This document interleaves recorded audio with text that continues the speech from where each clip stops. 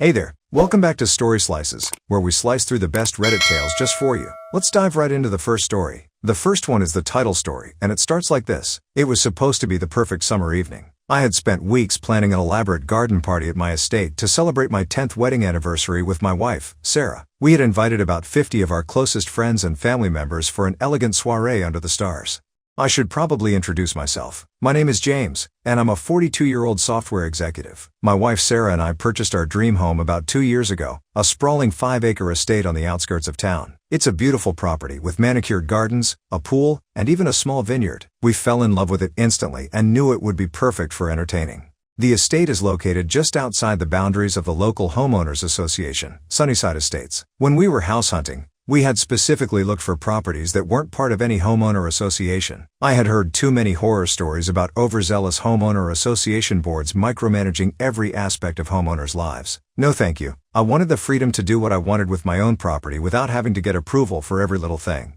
Anyway, back to the party. Sarah and I had gone all out for this celebration. We hired an amazing caterer to prepare gourmet hors d'oeuvres and a 5-course seated dinner. A local jazz quartet was set up on the back patio to provide ambient music. Twinkling fairy lights were strung throughout the gardens. Everything was perfect. The party kicked off at 7 p.m. as guests began to arrive. Sarah looked radiant in an emerald green cocktail dress as we greeted everyone. Champagne was flowing, laughter filled the air, and the weather couldn't have been more ideal. By 8 p.m., the party was in full swing with about 40 guests mingling throughout the backyard and gardens. I was chatting with my college roommate near the bar when I noticed a commotion near the front gate. Our valet parking attendant seemed to be arguing with someone. Curious, I excused myself and made my way over to see what was going on. As I approached, I saw an agitated middle-aged woman with a severe blonde bob haircut gesticulating wildly at the poor valet. She was wearing khaki capri pants, a polo shirt with a Sunnyside Estates logo, and had a clipboard clutched to her chest. "Ma'am, I'm sorry but this is a private event. I can't let you in without an invitation," the valet was explaining patiently. "I don't need an invitation. I'm Karen Johnson, Vice President of the Sunnyside Estates Homeowner Association Board, and these homeowners are in clear violation of our bylaws. I demand to speak to them immediately," the woman screeched. I stepped forward, thoroughly confused. "Excuse me, I'm James Harrison, the homeowner. Is there a problem here?" Karen's eyes narrowed as she turned her attention to me. "Mr. Harrison, I presume? You are in direct violation of at least 3 separate homeowner association bylaws with this little soiree of yours. I'm here to shut it down immediately." I blinked in surprise. "I'm sorry, but there must be some mistake. We're not part of the Sunnyside Estates Homeowner Association. Our property is outside the homeowner association boundaries." Karen scoffed dismissively. "Nonsense. All homes in this area are part of our homeowner association. Now, let's discuss your violations, shall we?" She brandished her clipboard like a weapon. "First, you failed to submit an event application for approval at least 30 days in advance. Second, your music volume is well above the acceptable decibel limit. And third, you are in clear violation of our noise ordinance by having an outdoor gathering past 8 p.m. on a weeknight." I held up my hands, trying to remain calm. "Ma'am, I assure you there's been a misunderstanding. We are not part of your homeowner association. This is private property and we haven't violated any bylaws because we're not subject to them in the first place." Karen's face turned an alarming shade of red. "How dare you lie to me? I know every property in this homeowner association like the back of my hand. You absolutely are members, and I won't stand for this blatant disregard of our rules." At this point, Sarah had noticed the commotion and came over to join us. "James, is everything all right?" she asked, eyeing Karen warily. I sighed. "Sarah, this is Karen Johnson. She's from the Sunnyside Estates Homeowner Association and seems to think we're violating their bylaws with our party." Sarah looked puzzled. "But we're not part of their homeowner association. Our property is outside the boundaries." Karen stamped her foot in frustration. "Enough of this nonsense. I'm coming in to document these violations myself." And with that, she attempted to push past the valet and enter our property. I quickly stepped in front of her. "Ma'am, I'm going to have to ask you to leave. This is private property and you are not welcome here uninvited." Karen gasped dramatically. "How dare you? I am an officer of the Homeowner Association Board. You can't deny me entry." By this point, several of our guests had wandered over, curious about the disturbance. I was mortified that our perfect evening was being disrupted like this. "Karen, please. You're making a scene," I said quietly. "I'd be happy to show you proof that we're not in your homeowner association tomorrow, but right now I need you to leave so we can get back to our private event." "I will do no such thing," Karen shrieked. She turned to address our gathered guests. "Ladies and gentlemen, I'm afraid I'll have to ask you all to leave. This party is in violation of homeowner association bylaws and must be shut down immediately." There were murmurs of confusion from the crowd. I felt my temper rising but tried to keep my cool. "Everyone, please go back to enjoying the party. I apologize for the disturbance. This woman is mistaken and has no authority here, I announced loudly. Karen's eyes bulged in outrage. No authority? I'll show you authority. She whipped out her cell phone. I'm calling the police right now to report this illegal gathering. That was the last straw for me. That's enough, I snapped. Karen, you are trespassing on private property. Leave now or I'll be the one calling the police. She ignored me and started dialing. I nodded to the valet, who gently but firmly took Karen by the arm and began escorting her off the property. She shrieked the entire way, threatening lawsuits and fines. Once she was gone, I turned to our guests with an embarrassed smile. I am so sorry about that, everyone. Please, go back to enjoying yourselves. Drinks are on me for the rest of the night to make up for the disturbance. That seemed to smooth things over, and the party atmosphere quickly resumed. But I was still shaken by the encounter. How could this woman be so convinced we were part of her homeowner association? And more importantly, would she actually call the police? I pulled Sarah aside. Honey, I'm worried this might escalate. Maybe we should consider ending the party early? She squeezed my hand reassuringly. Don't let that awful woman ruin our special night. We've done nothing wrong. If the police do show up, we'll simply explain the situation. Try to relax and enjoy the rest of the evening. I nodded, knowing she was right. We rejoined our guests and I did my best to push the incident from my mind. The next hour passed pleasantly as we enjoyed dinner and mingled with our friends. Just as I was starting to think the whole homeowner association debacle was behind us, I noticed flashing lights at the front gate. My heart sank. The police had actually shown up. I hurried to meet them, with Sarah close behind. 2 officers were climbing out of their patrol car. To my dismay, I saw Karen's smug face in the back seat. Good evening, officers, I greeted them politely. What seems to be the problem? The older of the 2 stepped forward. Sir, we received a complaint about a loud, unauthorized gathering at this address. Are you the homeowner? I nodded. Yes, I'm James Harrison. This is my wife, Sarah. We're hosting a private anniversary party on our property tonight.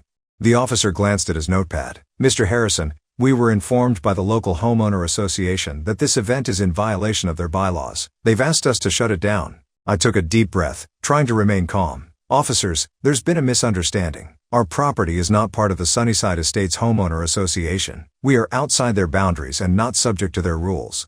The younger officer frowned. Are you certain about that, sir? The woman who called seemed very insistent that you were members. Sarah spoke up. We're absolutely certain. We specifically purchased this property because it's not part of any homeowner association. We have documentation to prove it. The officers exchanged a look. The older one turned back to us. Do you have that documentation available now? I nodded eagerly. Yes, absolutely. It's in my office. I'd be happy to show you. Please do, he replied. I led them into the house and to my home office, where I kept all our important documents. I quickly located the property records and handed them over. The officers reviewed the paperwork carefully. After a few minutes, the older one nodded. Well, Mr. and Mrs. Harrison, it appears you're correct. According to these records, your property is indeed outside the Sunnyside Estates Homeowner Association boundaries. I breathed a sigh of relief. Thank you for confirming that, officer. As you can see, we haven't violated any bylaws because we're not subject to them in the first place. He nodded. That's correct. You're free to continue your gathering. We apologize for the disturbance. As we walked back outside, I could see Karen's outraged face pressed against the patrol car window. The younger officer went to speak with her while the older one turned to us. I have to ask, have you had any previous issues with this woman or the homeowner association? He inquired. I shook my head. No, this is the first time anything like this has happened. We've lived here for 2 years without incident. He made a note in his pad. I see. Well, given the circumstances, would you like to press charges for trespassing or file a complaint about harassment? I glanced at Sarah, who gave a slight nod. Yes, I think we would. Her behavior tonight was completely unacceptable. Understood? We'll take care of that. You folks enjoy the rest of your evening, the officer said. As they prepared to leave, Karen was let out of the patrol car. She immediately started screeching at the officers. This is outrageous. They're lying. I demand you shut down this party immediately, she yelled.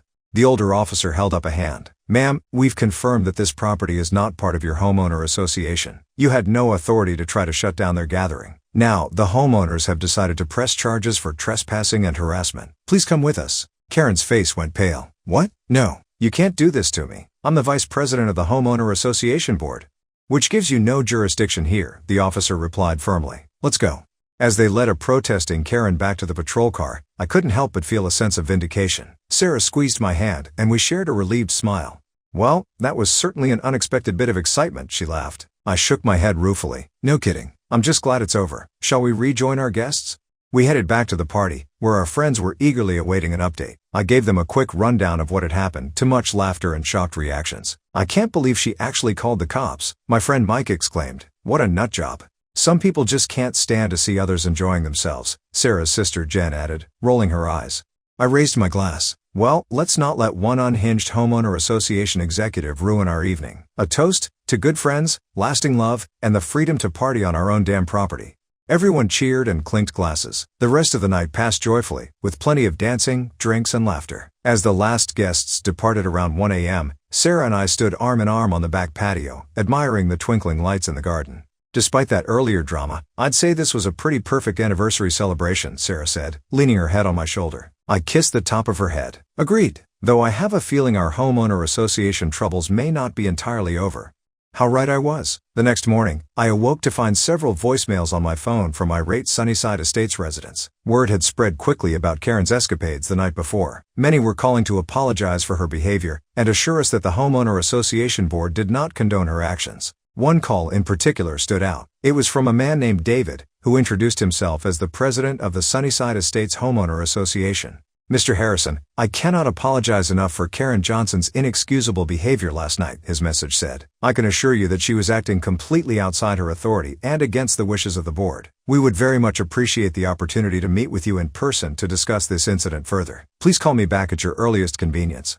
I relayed the message to Sarah over breakfast. What do you think? Should we meet with them? She considered for a moment. It might not be a bad idea. At the very least, we can make it crystal clear that we're not part of their homeowner association, and they need to leave us alone going forward. I nodded in agreement and called David back. We arranged to meet that afternoon at a local coffee shop, neutral territory. When Sarah and I arrived, we found David waiting with an older gentleman he introduced as Frank, the homeowner association's legal counsel. Both men seemed appropriately contrite as we sat down. Again, Mr. and Mrs. Harrison, we are deeply sorry for the disturbance last night, David began. I want to assure you that Karen's actions do not reflect the values or practices of our homeowner association.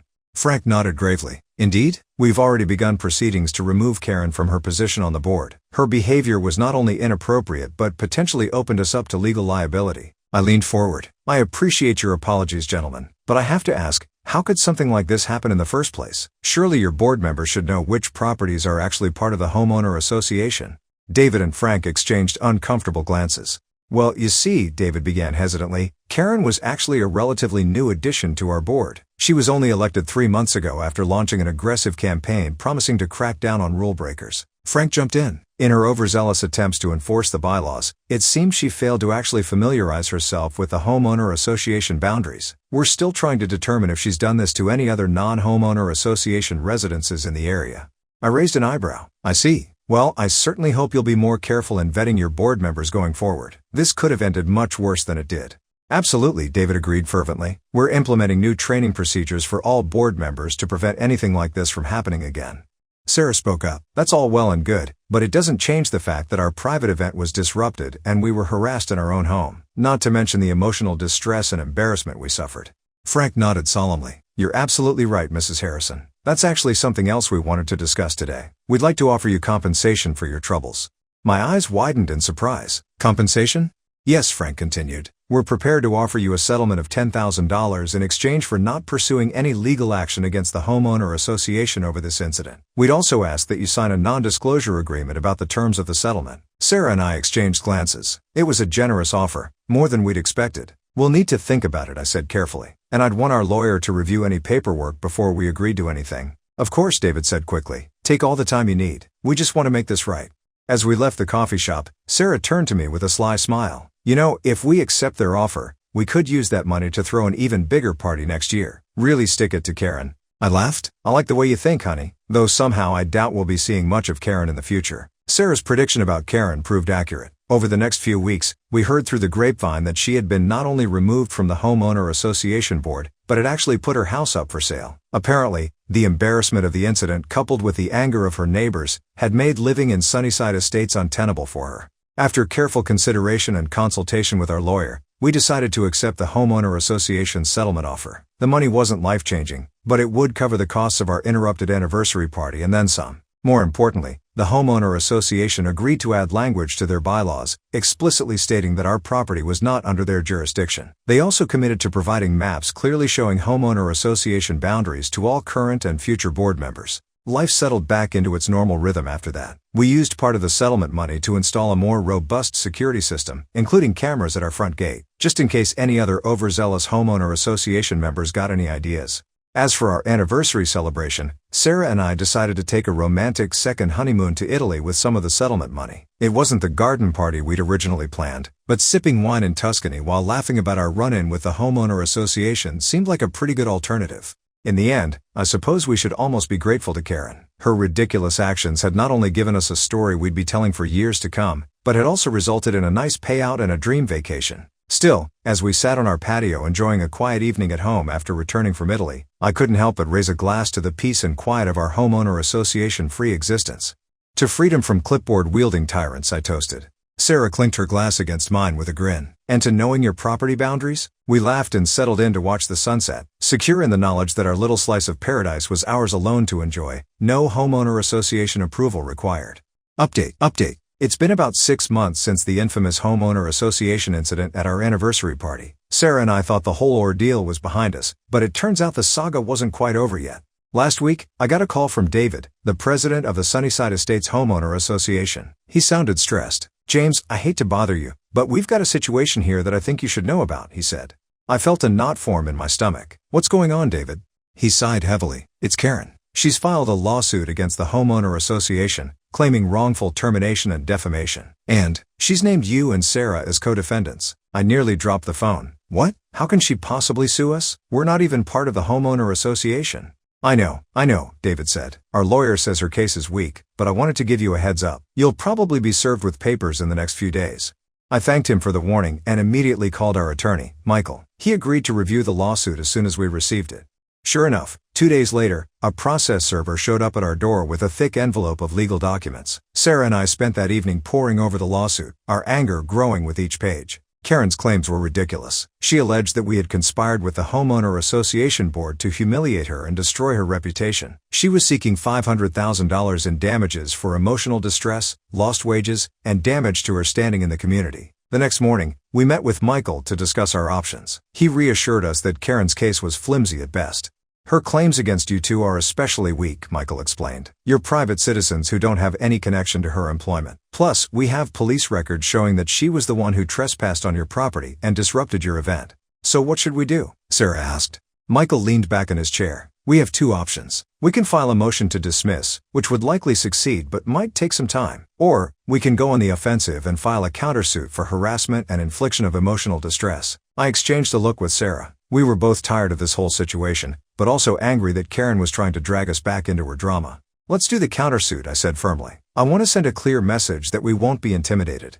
Michael nodded. "I think that's a wise choice. We'll draft the countersuit right away." Over the next few weeks, our lives were a whirlwind of legal meetings and paperwork. Karen's lawsuit had reignited interest in the story, and we had local reporters calling for comments. We decided to stay quiet and let the legal process play out.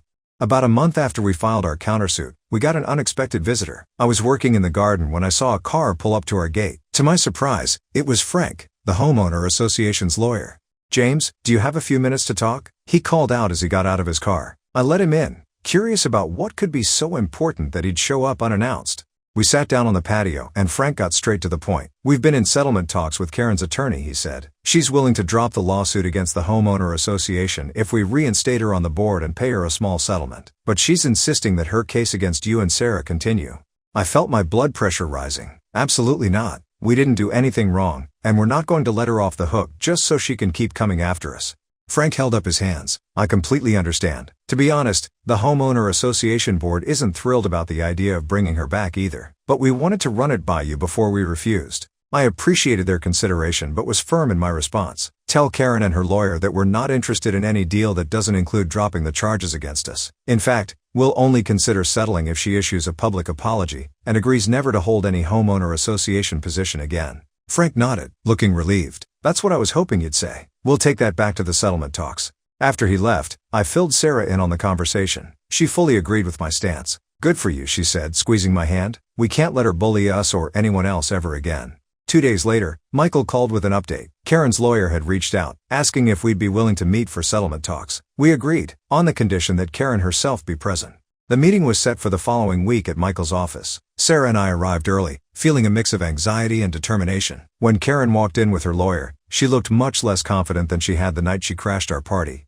Michael started the conversation. "We're here to discuss a possible settlement of all outstanding legal matters. My clients have made it clear that they're not interested in any deal that doesn't include Ms. Johnson dropping her lawsuit against them and agreeing to certain conditions." Karen's lawyer leaned forward. "What kind of conditions are we talking about?"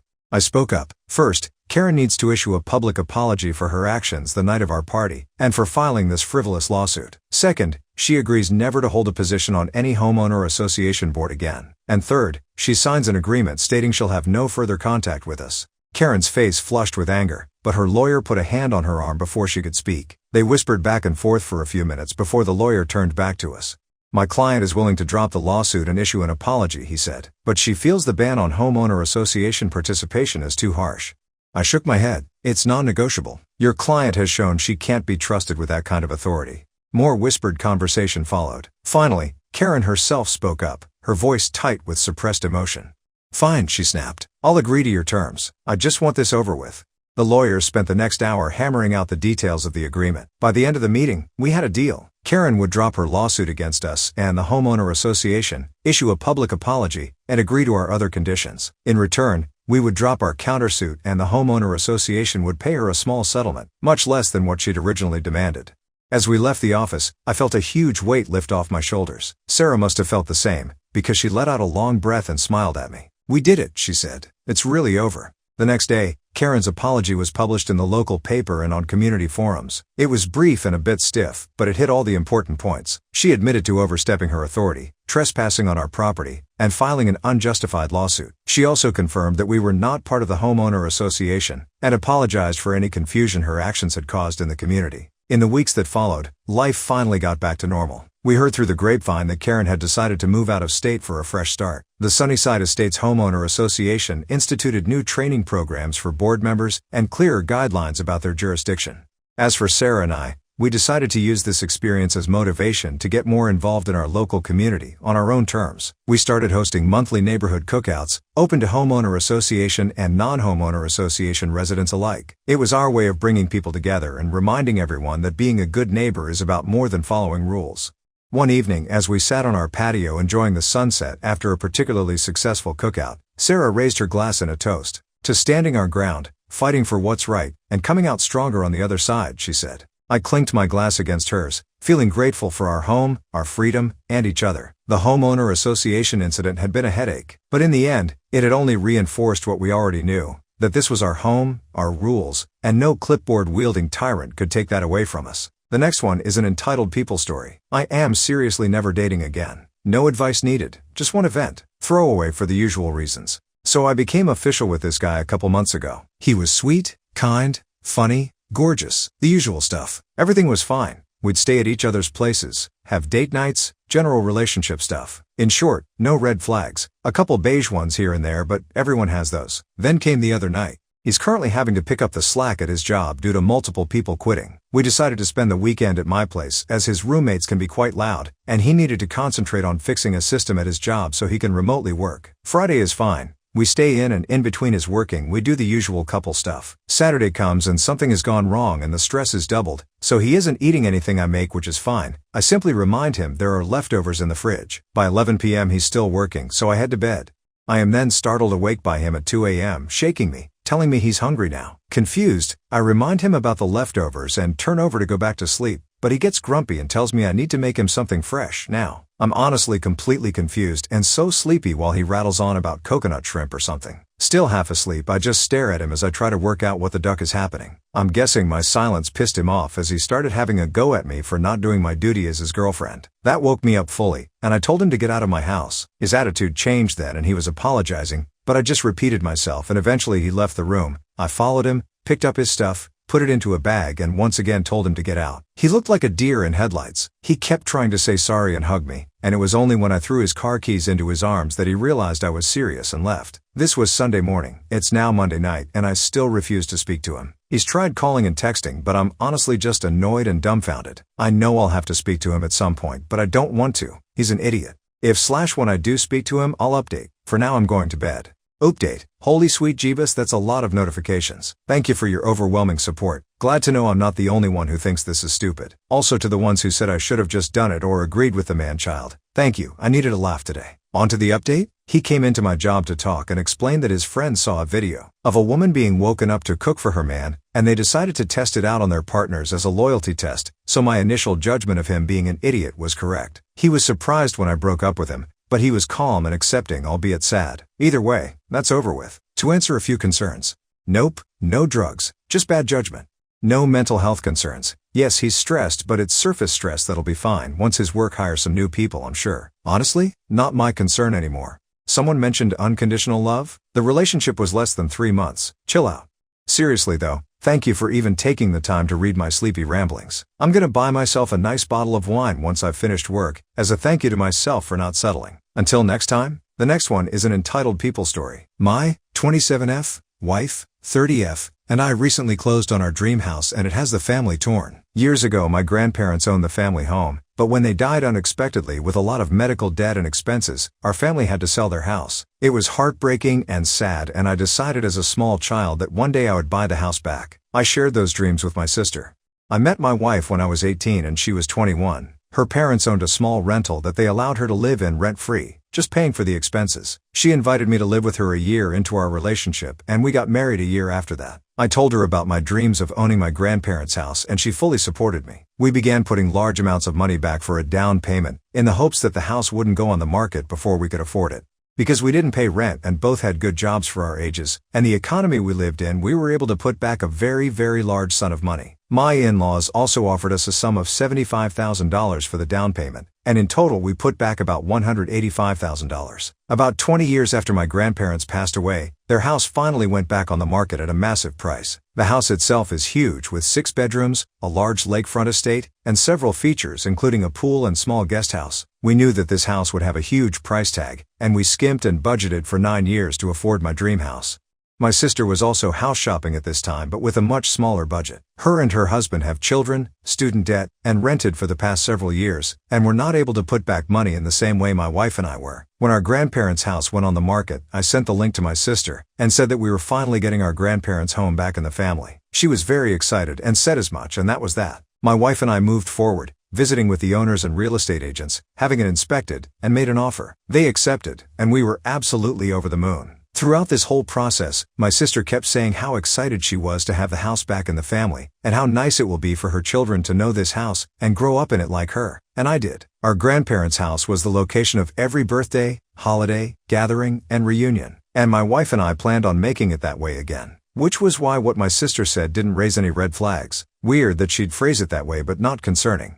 We had a barbecue at my parents' house to celebrate the final closing of our house. During the dinner, my mill offered to kennel our dogs while we were in the stages of moving to keep things easier and them safe, and that was when my sister piped up. She asked why our dogs needed to be watched when the real issue was her kids. My wife asked what she meant, and she said that her kids will need more supervision than our dogs, and that she was confused as to why we'd be so busy that our dogs needed watching. I told her I was the one confused. I didn't know she was helping us move, and that if her kids couldn't reliably be left to their own devices, then she absolutely did not need to help us pack. My sister proceeded to ask why my wife and I would be packing. I told her the obvious. We just closed in a house? For length reasons, I'll leave out a lot of the back and forth, but here's the gist of it. My sister had it in her head that we were buying the house to either a rent to own it out to her family, or B, transfer the title to her name and have her pay us back in time. Yes, that is literally what she was thinking, despite us never discussing anything like that once. When I told her that was not happening, my sister threw a fit. She was pissed because this was her dream too, and that it wasn't fair that only one of us could live it. That since she had children, they deserved to grow up in the family home, and what did my wife and I even need all that space for?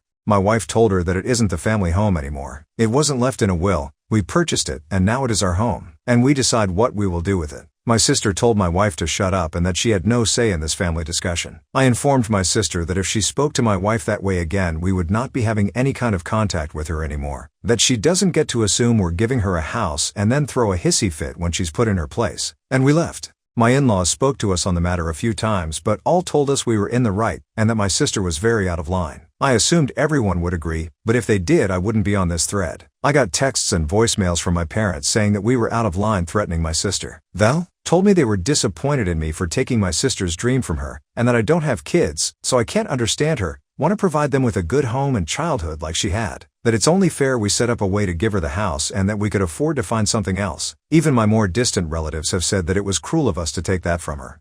I'm honestly super shocked and taken aback. I've seen stories similar to this on Reddit, entitled people thinking they should get their relatives' houses, but I never expected to live it. This feels surreal, and I hate that we're starting this new chapter out on such a sour note. Am I the a-hole for buying my sister's dream house? Update. For the goddamn life of me I can't get my post to link, but I'm sure if you're reading this it's because you've already read my original post. If someone would link it in the comments, I'd greatly appreciate it. Thank you to everyone for being so supportive and offering advice. To those who suggested getting a security system in place, we are going to do that, but the house is not in a place where a security system can be installed. For the time being, we're looking into getting some battery power trail cameras as suggested by one Redditor. I can't find your comment in the sea anymore, but you know who you are. We don't have to worry about internet access and they won't be in the way of renovations. We are restoring the house back to its original glory, pre-carpeted bathrooms and mismatched wallpaper. Besides fixing broken crap and upgrading old appliances, we'll be having the floors redone, paint, wallpaper, new windows, and opening up some walls that shouldn't be there. For the next 2 weeks, my wife and I will be meeting with people coming out to work on electricity, plumbing, and a few other things, and we do have a consultation with a home security company. Along with cameras, we're looking to get alarms and door codes and set up an access gate around the property. One of those that needs either a passcode or to be let in by someone in the house. We've already made an appointment to have the locks changed and aren't concerned about my family trying to squat there. My in-laws have allowed us to park their camper trailer on the property while work is being done, not only for peace of mind, but to avoid commuting back and forth multiple times daily. For the actual update, I was hesitant to post this update since it's so soon after my original post, but I guess enough has happened for it to be useful information. The events of the barbecue took place last week, but I only got around to writing it all out yesterday. I sent a message to my parents and siblings yesterday evening asking to meet up to talk things through and try and figure out what's wrong and what exactly the hell is happening. Earlier today, my wife and I met my parents and my brother's family at his house before my sister arrived. I let them know that if they tried to interrupt or control the conversation, we would leave. I told them that I never once even suggested my sister would be allowed to rent out the house or buy it from us, that you didn't know where she got the idea from, and showed them the text strings where I first sent her the listing, and every conversation where I updated her on the progress. My mom asked to see the rest of the conversations about the house, and I told her there were none. She informed me that my sister told them all that we had made an agreement that my wife and I would purchase it, and then rent it out to my wife's family until they'd paid enough to buy it. That we would live in the guest house, and they'd get the main house. She told them that we had went back on our deal and had absolutely shattered her dreams of raising her kids in the house she grew up in. We gave our side, and it wasn't difficult at all to convince my parents that we were telling the truth. With the lack of evidence on my sister's part, and absolutely no legal documentation, my parents didn't even attempt to try and back up what she told them. My parents were very apologetic, and let us know that they never would have said those things to us had they known the truth, and that they supported us 100%. My brother was supportive of us as well, but he was never one of the people harassing us over this, so his reaction is less important. Around then, my sister and her husband showed up. My Bill is a doormat, and will give my sister whatever she wants, so I wasn't expecting much from him. I asked her to produce any of the necessary evidence to prove that I told her we'd rent the house out to her, that her lie was ill-conceived, and that she better have a good explanation. She attempted to suggest that I had deleted the conversation, but when she couldn't produce said messages, either her story fell apart.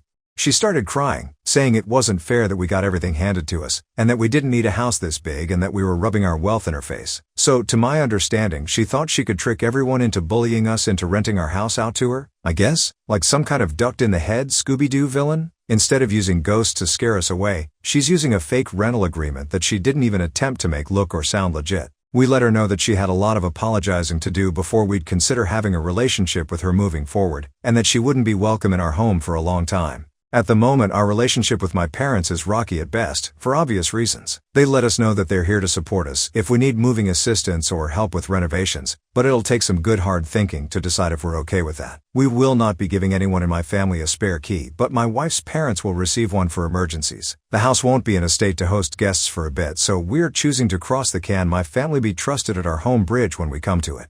To answer some common questions I've noticed in the comments, my sister obviously has some screws loose, but my parents don't really coddle her. She's what you can consider the golden child, and the baby, but honestly most of her antics up until this point were just one-upping achievements during our childhood, or seeking more attention from our parents. She's dramatic, entitled, and a little selfish, but has never displayed this level of crazy before. Yes, we will get a security system, but not for a bit. No, my family will not be trusted with a key. Yes, I am a woman. I know it's crazy. How can two women be married, lol? My wife and I do not have kids and will not have them in the future. My sister has done some odd things, but nothing as absolutely absurd as this. We will be meeting with an estate planner to put everything into writing. We plan on leaving the property to my Sil and her kids with my Mill as the executor of our estate for the time being. My sister and her family rent a small house in town. They aren't struggling per se. They each are college educated with good jobs, but children are expensive, and then adding in student debt and $2,000 a month in rent, and you aren't exactly living it up. Also, there's a surprising amount of people mad at my wife and I for being rich. We are not wealthy. My in-laws are comfortable and are generous enough to allow us to occupy their rental at no charge. They bought a new house decades ago and just didn't sell their previous one, so they allowed my wife to live there. The down payment was my wife's college fund from years ago. Her parents put money in it, but when she decided to go into a trade, they kept the money and saved it specifically for the purpose of a down payment. When we told them that the house was up for sale finally, they offered the college fund they had kept for her. We work good paying jobs, but were able to save so much because we didn't have to pay $2,000 a month for housing. We did skimp and save, and we did damn well earn it. We lived below our means and spent years foregoing any kind of luxuries to afford something we wanted. So yeah, not as drama-filled as a lot of people were expecting or hoping. I don't see this as the end of it, not at all. But for the time being, my wife and I are focusing on dealing with our new house and not my sister. She's blocked on both our phones as of this morning, and I'm not sure when I plan on unblocking her. The next one is an entitled people story. Let me clarify that this is a throwaway account. My friends follow my personal account. Don't mind my English, I'm Argentinian. And also, I would like to make things short, but I'm afraid that it's pretty impossible since I'm going to have to give a lot of context. So basically, I, 28F now, and my twin brother Leo, 28M, were raised by my mother alone in our childhood. She was married to my dad but divorced him when she found out he was cheating, and he just disappeared and didn't even pay child support when we were 4 years old. My mom raised us alone, that grew up with abusive parents. She was a teacher and did her best to take care of us, and she was and still is simply the best mom you could ask for. Never abusive or unfair, never showed any favoritism. She was always interested in us and was the perfect combination of a fun but responsible parent. As a result, my brother and I decided to do our best not to generate any problem to her. We did our best in school, didn't generate troubles, and did all our chores. My mom started dating our stepdad, Carlos, who was her high school sweetheart when we were 11. And this guy was always the father we never had, and loved us like their own. They also had our little sister Virginia, and we have been a big happy family. Now, our dad tried to reach us several times, but after a few disappointments, Leo and I decided to cut him off and appreciate that we had a great man like Carlos in our lives, who swore to us that he would never go away. Back to the present, I had been dating my now ex-fiancé Jonathan, 30M, for 3 years. We had been engaged for a couple of months and living together, and everything seemed perfect, except one thing. He sometimes would try to convince me to forgive my father and to invite him to our wedding. He knows everything that happened, but he's still insisting on the fact that he's family and I should forgive him. But I draw the line when he invited his parents and tried to make an intervention. I had to hold my anger as I heard all their bullcrap, and I was about to snap, but I forced myself to calm down. I simply took off my ring, left it at the table, and said that we were done for good. They were all shocked, and I stood up, grabbed my phone, and called my ex-boyfriend from high school, Lucas, 28M, and explained what happened to him, and asked for some help to go back to my hometown. Lucas and I dated for 4 years, from 14 to 18, and broke up due to distance. We were friends since we were 6 years old, so he was with me through all the disappointments that my bio dad gave me. We're still friends and see each other when we go back home, and often call each other. He was angry, and told me he would be there right away. The town, it's only an hour away from the city I was living in. I started to pack my stuff, while him and his parents kept trying to make me change my mind, but I just ignored, and called my mom and brother to tell them the wedding was off, and that I would be going back home for a while. They kept telling me I was exaggerating, that I was choosing wrong, but I just packed everything I own, and Lucas showed up pretty quick. Of course, my ex-fiancé was mad that I had called my ex-boyfriend, but I didn't care, and Lucas and I just went back home. Luckily, I work from home, so I don't have any problem moving whenever I want. I can work from anywhere. I decided to let know all my close circle what had happened right away, and they are all on my side. I arrived to my hometown, and my stepdad, mom, and little sister received me with a lot of love, and told me I needed to do what felt right and not to force myself to get myself in a marriage if my fiancé can't even respect my boundaries and invalidates my feelings. Lucas said that I deserve someone better, and to try to focus on moving on. However, Jonathan's friends and family is still berating me for breaking up with him in front of his parents and leaving with my ex just like that. But in my defense, he didn't give me a choice. Part of me is thinking they're only doing it because they're his family and friends, but part of me is starting to believe that maybe, yeah, I handled things wrong. I don't regret breaking up with him, it hurts, but it just feels better like this. But maybe I was too harsh. I don't know. Am I the a-hole? Update. I doubt anyone will read this, but here's an update. I would like to thank everyone who commented. I wasn't able to see the comments until like a week later due to some problems I had with my phone, and it seemed pretty pointless to reply after so long. But thanks for the advices, I appreciate. So it's been over 3 months since I posted. 4 since I broke up with my ex-fiancé. A lot has happened ever since. After the first month, I thought my ex had given up, but he tried hard to find me through all our contacts. Finally, one mutual friend told him where I was, and he showed up at my house. My stepdad threatened to call the police if he didn't leave, and he did, but told my stepdad he wouldn't stop trying until he could talk to me. I wasn't home at the time, and I chose to talk to him. I decided to call him and make things clear to him. I didn't think it was necessary, but I did think maybe he thought we still had a chance. So I called him, and I told him that we were done and that wouldn't change, and I didn't care what reasons he had to do what he did. I was clear about the situation with my bio dad, and he completely ignored my feelings and thoughts when it wasn't his business, and that someone like him, who thinks he's always right, is not someone to be trusted. Then I just cut the phone call. Some people on the comments kept asking why would he do this, and I think that's because of 2 reasons. The first one is that his mindset is that family is family, and no matter what, you need to always be there for them. As you can guess, I don't agree with that at all. I think family is the people you choose, and no person is worthy of being in your life just because they are your own blood. And I think like this for a long while now, and it's what helped me get through everything. Also, he was the type of person who thinks the best thing is to forgive, to be okay with yourself, to be at peace. And well, that's bullcrap for me. I don't think that's necessary at all, and I think you can move on from something without forgiving anyone who screwed you up. Some people also thought that I needed to go to therapy to deal with this. The truth is that I went to therapy for a while for this and multiple other problems, and I'm at peace with it. I don't think about it, but I do know that I don't want him on my life, and that's my choice and no one else's. Now, many asked why I asked my ex to come pick me up, and the truth is pretty simple. I trust Lucas with my life, but besides that, he's tall and a boxer. And well, I knew that there were chances of everything going to crap and that things could get violent, or at least I was scared of it, and that's why I called Lucas. I once had another situation with another guy I went out with for like a month. He got violent and I called Lucas to help me. Like I said in the post, we were friends before dating, and now it's kind of confusing. I'm not the kind to jump from one relationship to another, and that's why I avoided seeing Lucas personally, because I was starting to feel confused with my feelings towards him. I took my time to process the breakup, and 2 weeks ago I met with him to talk and told him what was happening to me. He said he was going through something similar, and we agreed to give it another shot. We're still seeing, but it's pretty clear to me that my feelings are even stronger than I thought. Anyway, hopefully this will be my first and last update, but you never know. I heard that my ex is still trying to contact me, but I'm just ignoring it for now. If things get messy, I'll see what I'll do then.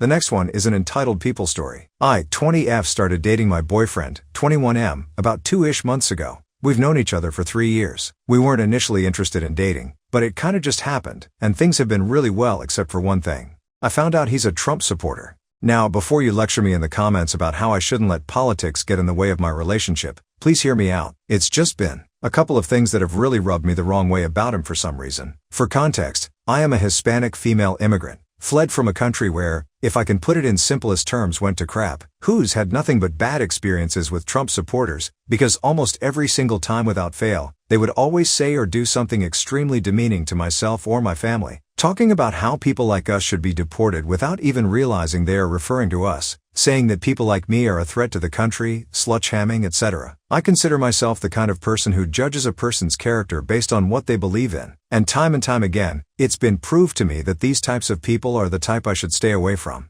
On the day that Trump got convicted, we started talking politics, and he told me that he's not really a felon. The courts were unfair, there was bias, and he should have had a fair trial. Not exactly verbatim, but that's pretty much the point he made when I told him that Trump was a felon now. When we were watching The Boys, S4, and that one part where an old man was explaining to Newman that women can reject pregnancies, he agreed with that old man. When I explained to him that that's not how women work, he apologized to me. But I was still absolutely surprised that he didn't even understand such a basic thing about women. He has a sister, so it's not like he grew up without women in his life.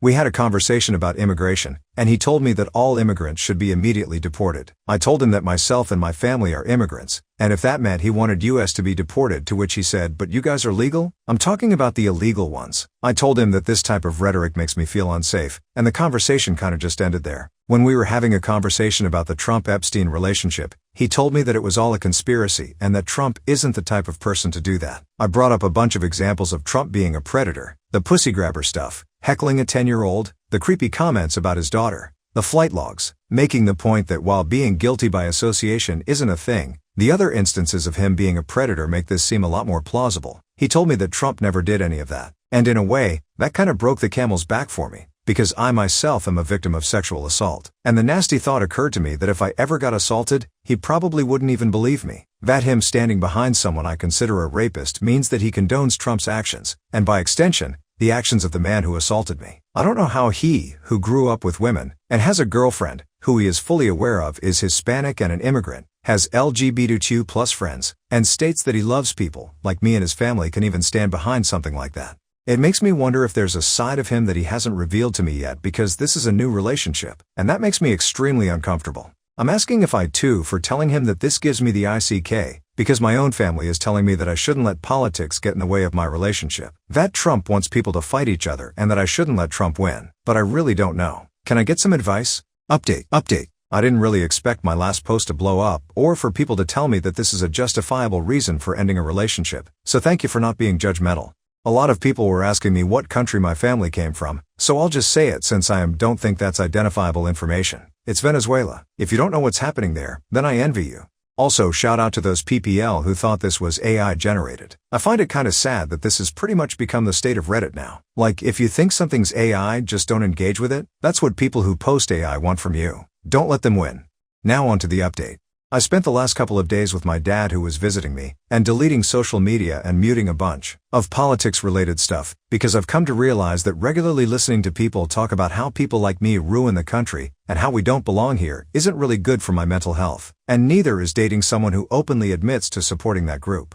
So I talked to, now ex-BF. I went to his room instead of inviting him to mine, because I knew that if I let him in my room, he would just refuse to leave until he was convinced me, and I wanted to keep the power of removing myself from the situation at any time. We live in a college dorm. Firstly, I should say that I admitted to him on the day that I made my first post that him supporting a known rapist is hurtful to me, because him tolerating that behavior makes me question if he's tolerant of the POS who assaulted me, and thus, I see him in a different light, and he sent a very long text message just telling me that it hurt his feelings and that he does care about me being SAD. I didn't really understand though, because he votes for a say grabber. It boiled down to, I feel terrible that you see me as the type of person who'd be okay with assault, because I'm not okay with it. I acknowledge that I might have been an odd to say that, so I started that conversation by apologizing to him, and then following with me just telling him that I want to end the relationship and going back to being friends. I don't think I meant the friends part though. You can't have your cake and eat it. I can't be your friend if you affiliate yourself with a group of people who regularly crap on me. He tried to convince me to stay by saying that he really loved me and cared about me and respected my opinions, that we shouldn't let politics get in the way of our relationship. I responded that I can't change what he believes, and that I value a person's beliefs and the group of people they associate with as a method of how I judge their character. I've already judged him. I don't like what I see, and therefore, I've lost my feelings for him. He told me I was making a generalization. I told him that while it is true that I might be making a generalization, we can't change the fact that in this landscape of politics, many of my rights are in the chopping block, and that I am already starting to resent him for not really feeling listened to when I try to talk about how anxious it's making me. He told me that none of that stuff is going to happen, and that our different opinions shouldn't get in the way of our relationship. That he's voting for Trump because he thinks he can fight inflation and cares about military members. I told him that while I can list a million reasons why that isn't true, that isn't relevant to the conversation. He then said that all his other relationships never consisted of talk about politics and that this was ridiculous. I pretty much told him that he can't have his cake and eat it. I can't date someone who associates with people who give me trouble, and that this won't be sustainable. Ending is better for the both of us. I realized that this conversation was going nowhere and decided to just leave. I told him to just give up on it already before leaving. He kept asking me to stay while he thought about what to say, but I didn't. I'm just done. I don't really feel sad. I feel so relieved. I'm going to leave social media for a while and just focus on myself for a while. I'm going to therapy too. I'll stick around to read your comments. ID key how much longer I'll be able to respond though. If I go radio silent, then just take that as a sign that I am no longer on this app. Have a nice day. The next one is an entitled people story. I, 32M, have been dating my fiancé, 29F, for the 2 years, and we got engaged 7 months ago. We plan to get married in summer 2025. I love my fiancé, and she is a perfect for me. We have not combined our finances yet, but plan to as soon as we get married. I make significantly more than her, but she is a surgical resident and will start making similar to what I make in about 2 years. We live together and split the expenses where I pay 90%, which is based on how much we make. Recently, my stock portfolio had been doing great, and I decided to sell a part of my portfolio and made decent profits. I am worried about reinvesting it in stocks, and we decided to purchase a home since we plan to get married soon and start a family. My fiancé was also very excited, as we would need a nicer house than our current apartment that we rent. We talked about it, and I offered to purchase the house with the cash I have sitting on the sidelines and not take a mortgage. I feel it would be a good financial decision as the current rates are too high, and we could always get a home equity loan in future. It was all good until I told my fiancé that I would purchase the house, and she does not need to contribute anything to it, as she is still paying off her student loans. Of course, I would be on the title and would have the sole ownership. My fiancé is not okay with this. She says that we will be married, and our marital home should have both of us on the title. Her friend told her that I might be protecting my assets by purchasing the home before marriage, thus making it a premarital asset. This has bothered her, and she has mentioned that to me. That was not my intention, and I do want our marriage to be successful. I have told her that I do not need to protect anything since we both would be surgeons, and both will make about the same in few years. However, I feel it is unfair to put her name on the title as I would be paying for the house, and it is risky to put her name even before we get married. I told her that we can revisit this topic after we get married. As we have started looking for houses, we need to make the decision quickly. I understand her point that she wants to be included in ownership of the house where she would live, and we will grow as family. However, we are looking to spend more than $1 million, and it feels wrong to give her half of my earnings and year before we get married. I need advice on what others have done in this situation, and how I can handle this sensitive situation without hurting my fiancé's feelings. Update. Thanks for everyone who helped me understand why she would feel more secure if her name would be on the title of her marital house, and what issues may occur in future. I realized that I was not able to think about the situation from her perspective, and I wish I would be more empathetic of her position. I still did not want to mix our finances until we get married in a year and had to think of a middle ground. We had a long discussion about the issue this weekend. I realized that I was not able to get my point across on why it was important for us to invest that money in real estate. We sat together and I apologized to her for not communicating more clearly sooner. I told her that it was not fair for me to purchase our family home on my own, and it should be a joint decision and we should own it jointly. I tried to explain to her why it is more advantageous for us to buy real estate now, when the interest rates are higher, and we could pay in cash. She was very receptive to it all. She explained why she would not feel a sense of ownership if she were not on the title of the house. She realizes that I have been the primary earner so far in our relationship, but she would graduate soon and become a surgeon, and we would be able to afford a much bigger house in few years. I propose that we hold on to buying our forever family home until we are married, and she starts her job. That would help us take both our commutes into account when purchasing the house. However, we should buy an apartment or condo near the city, where we both work, as an investment with the cash in hand. I would still want to be sole owner on the title, and we can amend the title once we get married. We can stay in this property until then to save on our ever-increasing rent. We could then either sell this properly when we purchase our forever home, or just use it to generate rental income. Luckily she agreed, and was happy I took her feelings into consideration. I felt it was a win-win, since that was my original plan, and I was just not doing a good job explaining it to her. So we are going to keep looking for a good investment property, and she's happy since she knows she will be included when buying our forever home. Thanks again everyone for helping me with the issue. All I had to do was call it an investment property and communicate better, and she was understanding of my view. The next one is an entitled people story. The little background: my partner and I were getting the spare tire to my car unmounted from the bottom of the car, when he discovered a circular magnetic device attached to the lip of the bumper of the car. We initially couldn't tell what it was, but after using Google Lens we discovered that it was a Landersea tracking device. When we discovered this we were obviously worried, but I was especially worried because I had been stalked and attacked by an ex in November of last year. Thinking it belonged to him, we filed a police report and had them find out who the owner of the tracker was. To our surprise, the tracker was purchased by our landlord of about 3 years. Apparently he has been checking our location periodically, and the device was live when we found it. It came as a huge shock to us because he seemed like a genuinely good person who has a family, and who even helped us install floodlights and curtains to our home after I was attacked. The police have been trying to contact him to get some answers, but he has not returned their calls. It has only been a day though. Other than feeling unsafe in our own home, we also feel like it was a huge invasion of privacy and honestly a breach of trust. Again, our rapport with him seemed good, and he seemed like a family man, so we just want to know what the future of our housing situation is going to be. I live in Oregon, so I know that there can be a case made in criminal court. My main question is, would I be able to sue him? Sorry if this seems all over the place, but I found this all out today and am still processing what is happening. Any advice would be much appreciated. Update? Wow, I can't believe it has been almost a year since I posted this. A lot has happened between now and then, and I could write a novel about these updates, but writing is not my strong suit, so I apologize if this update seems relatively brief. It's a long update, but a lot of things happened.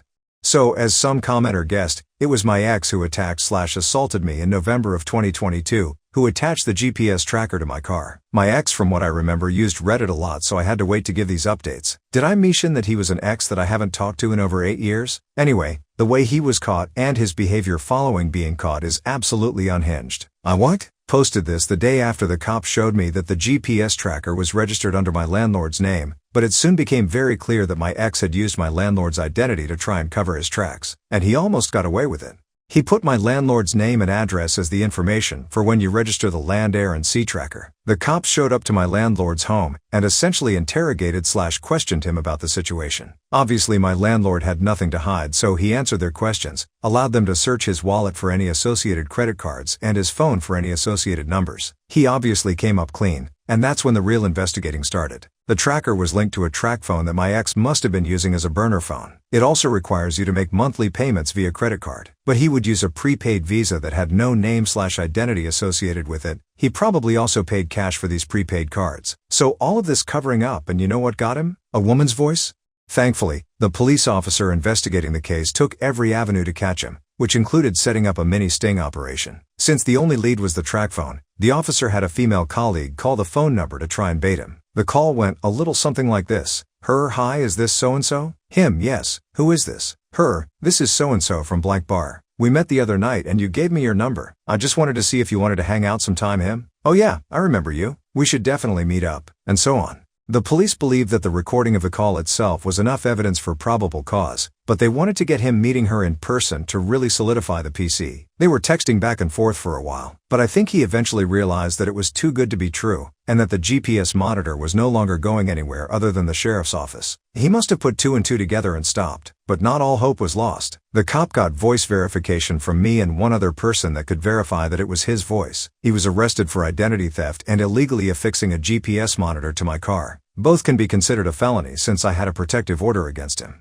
The process of arresting him and indicting him was no walk in the park though. They gave him the opportunity to turn himself instead of being arrested by an officer or being picked up. Well, when he realized the trouble he was in, he checked himself into a mental hospital, which was a loophole for him to not be taken into custody, and which meant a mountain of paperwork and work for the DA's office to get charges seen before a grand jury. My experience going through the DA's office could be a whole other thread, but I will spare you the details. The grand jury eventually indicts him on both counts and I awaited trial. That should be the end of the story, right? Wrong? Not even 2 months after he is indicted, I see him outside my house. I was driving home from a date night with my partner, and we took a different road than we would normally take home, because we saw some cute ducks in a neighbor's yard, and it caused us to take a detour. Well, thankfully we detoured that day, because as we were about to rear the corner of the road we live on, we saw him. It was broad daylight, and he wasn't even trying to hide his identity, it seemed like. In fact, he just looked like a normal guy walking around the neighborhood. At first, I thought I was just seeing things because I didn't think he would be that careless to be that close to my house after everything. He had a no-contact order against him that requires he not be within 500 feet of my home or vehicle, which he was within. As we turn the corner and I start noticing him, he notices us and immediately turns himself so his back facing us and just kind of pauses, acting like he's looking at something, probably hoping we don't notice that it's him. I tell my partner to stop the car, and when we stop, he starts speed walking the opposite direction of where our car was headed. We circled back around to verify that it was him, but at that point he had disappeared into the bushes. We slowly start to head back towards the road we live on, trying to see if we can spot him. As we keep going, he pops out of the bushes about 10 feet ahead of us, makes direct eye contact with us, and then starts sprinting up the road. We head his direction to try and get pictures of him. We are able to get 2 blurry pictures of him, but probably not enough to verify completely that it was him. I filed a police report and talked to his PO about what happened. The PO had him come in and get a GPS monitor anklet pending investigation. I also reached out to the cop that helped me with the GPS tracker and assault case. He helped me go to every neighbor's house and ask for video evidence of creepy stalker X. Some neighbors didn't answer. Other places didn't have anything, but the place with the bushes? They had a picture/video of him clear as day crouching in their bushes. Needless to say, he is currently in jail facing multiple charges against him. I want to delve into more detail about the justice system and my grief with it, but for now I will just end on a positive update. Thank you to those who gave me advice and showed actual concern. To those who commented that this was an ad for Land Air Sea tracking device, piss off. I also want to acknowledge the cop who has been helping me ever since I was first attacked. He saw me right after I was assaulted in 2022, and saw how shaken up I was. He went out of his way to do a sting operation on the GPS tracker, and he went door to door to find video evidence of my stalker. I don't think the average cop would do half the work he has done, and I will be forever grateful for that. The next one is an entitled people story. I'm pregnant with a baby boy due in November. My fiance and I didn't care much about the sex of our child, so we didn't make too much noise about it once we found out. The only people we'd informed were our parents, their partners, and our siblings. Prior to this, my father's girlfriend of 3 years had been asking me about my plans for a gender reveal party. I've always been clear about not wanting one. When I announced my son's gender to them, she expressed disappointment that I hadn't changed my mind about a party. I don't like gender reveals. Never have, never will. I prefer baby showers, which I think feel more about the actual child. I never tried to hide that opinion either. Days later, my father's girlfriend invited me over for tea at their apartment. My dad was out of town. When I got there, about a dozen people popped out of hiding to surprise me. There were pink and blue decorations everywhere, which made what was going on pretty clear. As I stood there in shock, my father's girlfriend excitedly told me they were throwing me a surprise gender reveal party. Since I'd already told her, she had taken it upon herself to order a cake with colorful frosting, decorate the apartment, and invite a bunch of people over. The guests included her mother, whom I don't get along with, some of her friends, my mill, not my mom, and 4 of my friends. As I later found out, my mill and friends had been told I'd changed my mind about gender reveals. I had not. Still in the doorway, I looked over at everyone and said, "It's a boy. You guys can go home now." I left without looking back. Hours later, my father called me furious that I'd ruined the party. He said his girlfriend had put a lot of effort, money, and love into planning it, and I should have shown respect and gratitude for it. Apparently, she hadn't stopped crying since I left. It's been almost a week, and they're both still upset. Even after I explained I never wanted that party in the first place, they're insisting I could have sucked it up for an hour, or at least cut the cake. Am I the a-hole? Update. Thank you for all your replies, especially those who called me the ah for having a gender reveal. I'm assuming you didn't read my post, but you still cracked me up. All jokes aside, I've been expected to be a pushover for most of my life, older daughter of divorced parents, so it was good to know I was right to stand my ground on this issue. After reading your comments, I've concluded that the only thing I did wrong was leaving without talking to my friends and Mill, so they were lied to and put in an awkward position after I left. I did talk to them the next day and apologized, but I wish I'd told them what was going on. A few days ago, my fiance and I invited my father and his girlfriend over. I told them I was extremely upset with them both, but I wanted to sort this out peacefully. We still ended up fighting. My father agreed with some points I made, but kept insisting that I was ungrateful and owed his girlfriend an apology. She was quiet at first, but started crying about 20 minutes into the fight. My father's girlfriend said she threw the party because she cared about me, and that she'd want one if she was pregnant. She started talking about all the gender reveal videos she'd watched on TikTok, and how happy the parents look in them. She told me she genuinely thought I'd love it, and couldn't understand why I'd been so rude to her. To my surprise, my fiance was the first to snap at that. He's usually the calm one. He told her to stop calling it my party since she clearly threw it for herself. I had expressed countless times that I didn't want a gender reveal, and I was well within my rights to leave when she tried to ambush me with one. The fight didn't go on for much longer after that. Near its end, my father asked me why I hadn't at least played along for a while. I told him I went there expecting to spend an hour with someone I've been meaning to get to know better, not to spend my entire afternoon entertaining a dozen people, more than half of whom I either didn't know or didn't like, who got together to talk about my child's privates. I didn't mean to upset anyone, but I had to get out. My father didn't argue with that. There were 2 main pieces of advice from your comments that I decided to follow. The first was to tell my father's girlfriend she needed to apologize to my friends and Mill for lying to them. She agreed, and they later confirmed she did. Secondly, neither of them will be allowed to meet my son at the hospital when he's born. My father had been looking forward to this, so it wasn't an easy decision, but I made it clear it was final. My father called me the next day to apologize for everything, and I forgave him. I don't expect an apology from his girlfriend, but I'm done feeding that fire. My life is stressful enough as it is. My son will be here in November. He already has a name, and we've just started working on his nursery. I truly can't wait to meet him. Also sorry for including for twice in my first post's title. Editor's note, fix that here. The next one is an entitled people story. A little background. My friend is white but has super dark hair and eyes. She also tans really well. What a idiot, huh? So I suppose she could be mistaken for something other than white, I guess? They've hinted to it over the years. Her and her husband also have an age gap. Let's just say it's close to 10+ / a couple of years, but she was in her mid-20s when they married. They didn't like that. There's always been this underlying tension there with the in-laws. My friend is a bit cheeky and has some spunk, and frankly, she is just tired of their crap. So I expect something to happen. I did find out a PIN is needed to unlock the channel, but I don't think they've made the connection. It's a parental control. I assume that's what it is anyways. They can barely use email, but they sure do have Book of Faces down well. I've known her for 20 plus years, and I've also met these people at family functions over the years. They've always been this way, but not so in your face about it until you guessed it. Trump? Why did they invite them? Why do some of us still try to some degree to have some sort of a relationship with our parents? It's a couple times a year, but after Conspiracy Gate 2024, who knows what they will do? Not my family or place to say, really. I'm just here so she can bend my ear when she needs to. Apologies for formatting. On cell? I'm posting this ongoing saga on behalf of my best friend. Her boomer in-laws flew in to visit their 2 grandkids for a couple of weeks since it's summer vacation. All they do is sit around and watch Fox News and mutter veiled homophobic, transphobic, and racist remarks. Her kids are 14 and 17 and have friends who are LGBTQ and multiple ethnicities. They tried talking to the grandparents and got nowhere because we all know 14 and 17-year-olds don't have a mind or opinions of their own. The kids are never home anymore because of it. My friend and her husband are sick of it. Hubby doesn't care much for his parents either. My friend figured out how to block Fox News on her TV. Now she didn't tell her in-laws that she blocked it. She's just watching the show at this point. Once they figured out that it was no longer working, it's evolved into this huge conspiracy. Kamala is behind it, and I think Obama somehow got brought into it as well.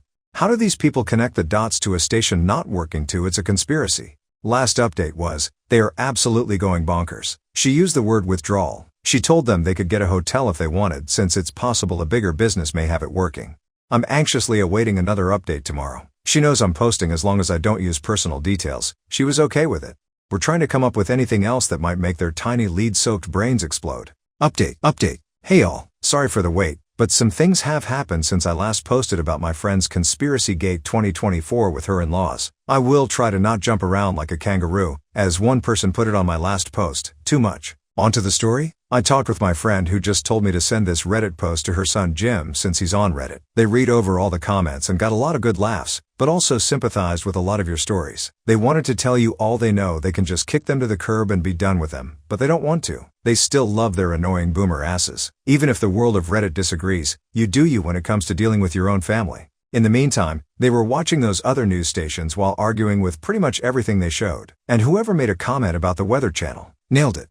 The condo/town home community pays for basic cable for all the homes there. They don't really use it. They have smart TV and stream everything. Jim noticed when the grandparents got there, they were having a hard time navigating, so he changed it to the basic cable. They had a much easier time, and that was that. You all know how that turned out. Jim had an idea. His parents took them out for part of the day, sightseeing, shopping, and some lunch. While out, Jim and sister created a new profile and only added Netflix, Peacock for the Olympics, and one of those movie channels that plays a bunch of old movies from the 40s, 50s, and 60s. That's it. They napped when they got home, but when they turned the TV on, they were thoroughly confused. It was explained to them this is all they get, and if they don't like, they can leave. They were shown how to use it, but from what I was told, it was like you took toys from a toddler. They protested, got mad, were told they were being treated like a child, and so on. They sorta had an intervention with a shocking twist from sister. Jim asked them if they noticed sister and him were never home and never spent any time with them. He told them some of the things they said directly insulted who they were friends with. He told them they were being rude. So proud of you, Jim. Sister didn't say much. She's a pretty reserved young lady, but she chimed in her agreements. My friend said her piece about they came here to visit, yet all they did was gripe at the TV. Next was husband. Man, did he shine. Husband told them he was raising his kids based on the lessons they taught him. He asked them how many times him and his siblings were told to go outside because too much TV would rot their brain. He asked them if Sunday school, treat others with respect and how you wanted to be treated was all bullcrap. He asked them if he should start acting and talking like them. Reddit, did husband just pull a you-own reverse on them? Jim said they had a shocked Pikachu face, and older folks like me would get that reference. I'm seriously thinking about giving him coal for Christmas for that one. Anyways, there were denials, of course, anger. They hated they were being treated like children and so on. Husband told them they needed a wake-up call. If they wanted their eulogy to be kind or to be truth, they needed to get their heads out of Fox and any other Trump bullcrap, and start practicing all that stuff they preached to them while growing up. Then little sister pulled out her phone and pressed play. She recorded them saying some awful racist and phobic things. Parents nor Jim knew she did this. Shy, reserved sister just did a ninja attack on the grandparents. She asked them to explain their words like she was 4. She asked them why they were bullies and mean. She asked them why they hated people who were different.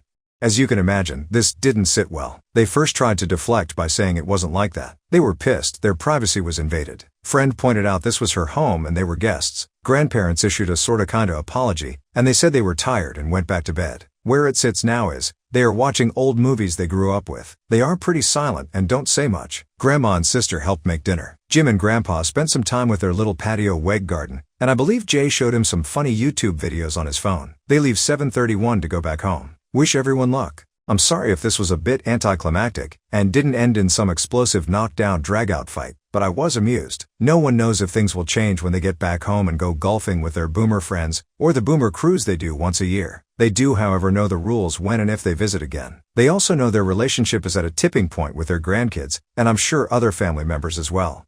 Jim and sister, I am so proud of you two. Thank you, Jim, for helping me write this and for being a kind young man. Remind me to not piss off sister though. Jeebus, I'm still thanking Cole for that old comment. Are you hungry for more slices of stories? Don't forget to subscribe and hit the bell to never miss out on any videos. See you tomorrow at Story Slices.